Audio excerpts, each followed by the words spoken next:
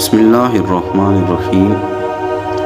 अस्सलामु अलैकुम वरहमतुल्लाहि वबरकातुहू। सही बुखारी हदीस नंबर 4।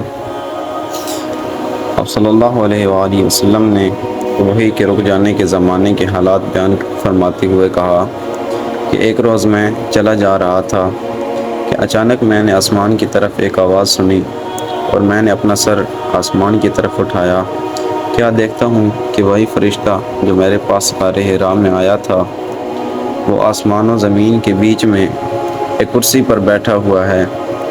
मैं उससे डर गया और घर आने पर मैंने फिर कंबल ओढ़ने की ख्वाहिश ज़ाहिर की। उस वक्त अल्लाह पाक की तरफ से ये आयत नाजिल हुई। तर्जुमा: ऐ हिलाफ ओढ़ कर लेटने वाले, उठ खड़ा हो और लोगों को अज़ाब इलाही से डरा और अपने रब की बड़ाई बयान कर और अपने कपड़ों को पाक साफ रख और गंदगी से दूर रह। इसके बाद वही तेज़ी के साथ पैदर पे आने लगी। ये थी आज की हदीस। मिलते हैं इंशाअल्लाह नेक्स्ट वीडियो। तब तक के लिए अल्लाह हाफ़िज़, फ़ी अमान अल्लाह।